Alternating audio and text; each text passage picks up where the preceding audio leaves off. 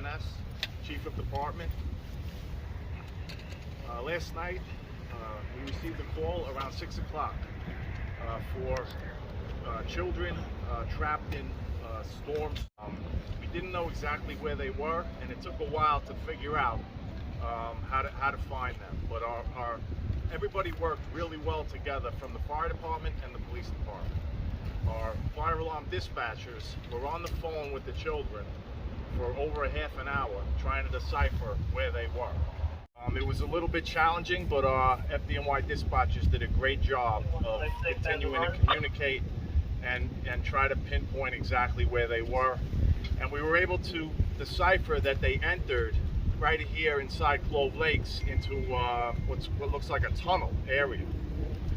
They crawled in there, and they were in there crawling for at least 15 minutes, and they became disoriented. When we knew that that's where they entered, that's where our specialized units entered. This would be considered a confined space rescue. I'm going to let them get into the details of that. Overall, it was a very successful operation. We walked along the route that we knew the sewer traveled and opened up manhole covers searching for the children. At the end of the line, they had traveled up to 1,300 feet, which is quite a way, and wound up the road up here by the zoo. So we have the audio from the discussion between them and the dispatcher. Amazing that the cell phone worked in the tunnel, and that was a key component of us finding them. They were able to give us good information. It was a professional job. Everybody worked hard. They used specialized equipment. It took us 30 minutes after we arrived to find them and get them out of the hole. We had to have them assessed. Our EMS units brought them to the hospital, and all in all, a very successful operation with a happy outcome. So I'm going to pass it over to the Lieutenant of Rescue 5, John Drew, who could go through some of the more specifics. DREW. We received a ticket slightly after a roll call for children in a drainage tunnel by the cemetery. They transmitted a confined space matrix that gives us a ton of help and other resources. We arrived on scene. Confirming where the children were was a little difficult, but we got to the mouth of the tunnel. It's about a 40-inch opening, and their jackets and school bags were at the opening. So that was confirmation of where they started. I had two of my members get dressed and ready to operate.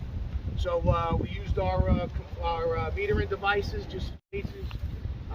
So Donnie Campbell and Kevon Harper, we attached a safety rope to them, as well as a confined space mask as a precaution, and they transitioned into the tunnel. They made it roughly 300 feet to one of the manholes that the other members were opening up. Made it to metered that manhole as well, and then Donnie transitioned another few hundred feet, roughly 500 feet, until I believe they found the children about 1,500 feet away. Yeah, it was a successful operation. We used all the resources on scene, the trucks, the squad. It wasn't really a complex removal. The children were ambulatory, so they were able to transition up a ladder. But we were ready to operate and deal with whatever situation was handed to us. Okay. Marlon, we'll pass off to Marlon. XHIALIU. At 1802, we received a phone call on some kids being in a tunnel. With the knowledge of the area and the training of having been raised in the area, I knew exactly where they were. We tried to calm them down as much as we could. Tracing their steps from the zoo that they stated they were first, where they walked to. They stated they walked to the cemetery, and we wanted to trace exact steps so we could follow them. Came together, the platform, everybody working together, and the field units, to relay this information bit by bit to the field units. Okay, thank you, Marlon. Chief Basso. Good afternoon. Chief Louis Basso, LUIS. ASSO, EMS Division 5, Staten. At approximately 6:08 p.m., we were assigned. In about 4 minutes, at 6:12 p.m., the first EMS unit arrived on the scene. In 32 minutes after that, 5 kids were removed to Richmond University Medical Center and 1 firefighter deal. Just Thank you. sets off other notifications if you send it. You gave him telephone, you never know. Yeah.